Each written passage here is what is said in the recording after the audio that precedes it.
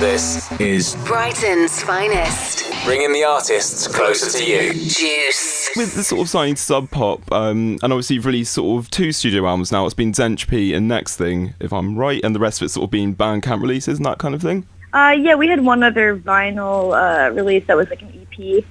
I was asking because I see like Zench is like a it sounds like a sort of coming together of the previous work, and obviously you've got a huge backlog of work on Bandcamp and stuff, and it felt like a bit of a development to Next Thing as a sort of more of a band-orientated piece. Is there any sort of change to approach to how you're writing for this record on Sub Pop and that kind of thing?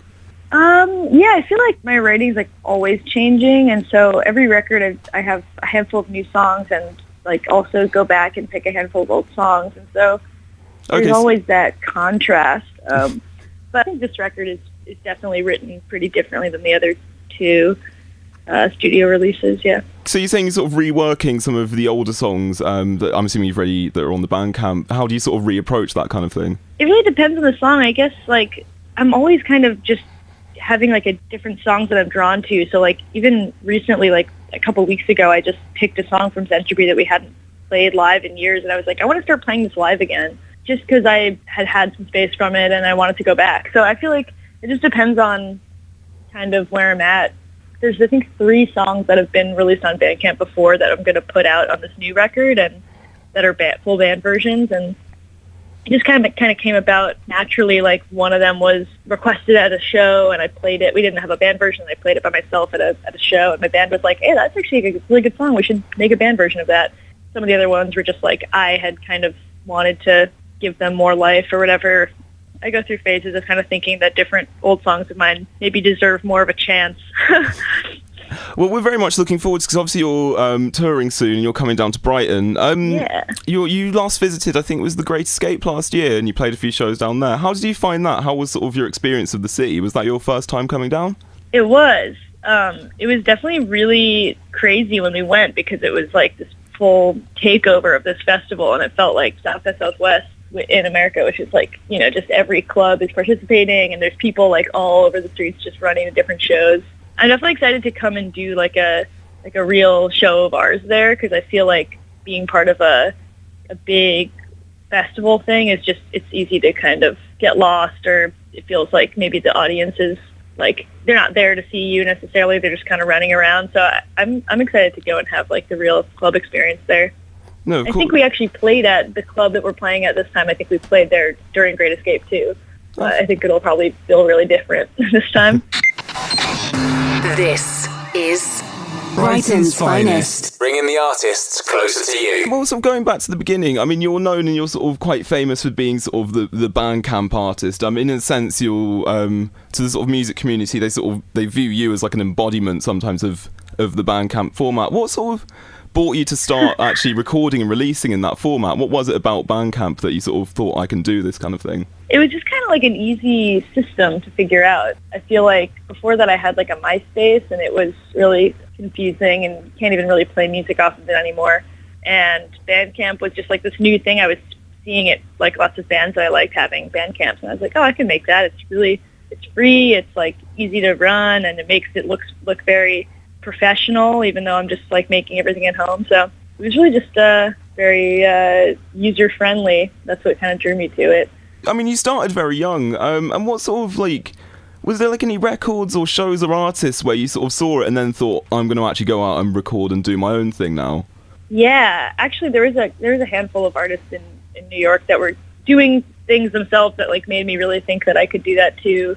One of them being this artist, Kate Ferenz from Westchester, I think, who was, I never like even got to see her play, but we had like mutual friends, and someone had given me a bunch of Kate's music, and I just like was really into it. It just sounded like it was made at home, and it was really creative, and I feel like there was a lot of young people making things around me that were like, it wasn't necessarily like just your standard kind of music. Like it just felt like, oh, this is, you don't have to follow like the really basic, you know, song formulas and stuff. So I feel like that was the stuff that really inspired me to want to try and do it too.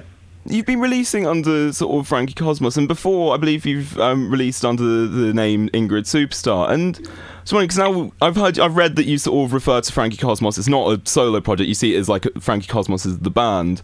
But I was curious as to sort of, do you feel it's an important thing to sort of distance you personally, as opposed to sort of say recording under your actual name?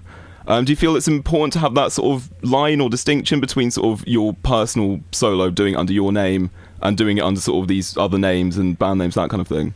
Yeah, totally. I think even not using my real name, it's like people still are going to take every Frankie Cosmos song and associate it with like my personal experience no matter what, and make it about me and get what they want from that. And that's like already, it feels like the distance is so small. But personally, just like for my own vulnerability and like emotional experience, it's definitely better to have a little bit of a barrier there, be it a band name or a stage name or whatever.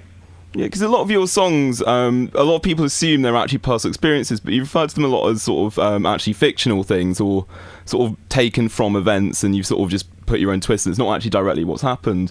Do you feel it's maybe totally. The sound of your music, that because it comes across as very humble, and the way you sing is almost like a bit shy, so it seems like an incredibly personal thing. Do you think that's probably why, as in the way it sounds, is why people draw that connection to it being such a personal project? Yeah, I've never thought about it, but that makes a lot of sense. I feel like especially the older songs, which were key to the moment, like fast inspiration, just like recording them right away, like it sounds just like straight out of my brain, and I could see why people would just be like, oh, this is purely Greta, opposed to this is like an art piece or a piece of writing or whatever, something that she like worked really hard on. I think it's just because they sound in terms of sonically, they seem so sort of personal and like very emotional, and like sort of it's coming direct. I mean, obviously it is coming directly from the heart, but that's probably where that line of sort of personal and sort of fictional sort of gets a bit lost, I imagine. Yeah, I think just like, I mean, everyone is probably a little bit like this, but I think especially the younger that I was much more inclined to just like only be able to write about my personal experience. And as I've gotten older, I'm like a little bit more trying to understand like the bigger ideas surrounding my experience. So it's like not so much about me and what happened to me, but it's more about like, you know, the world or like where I'm finding myself within it or whatever. So I feel like the subjects have gotten a little bit broader, but and the recordings have also gotten a little bit less personal, because it's like with a band or in a studio, it's a little bit less alone in my room, like diary style stuff. This is Brighton's Finest, bringing the artists closer to you. Juice.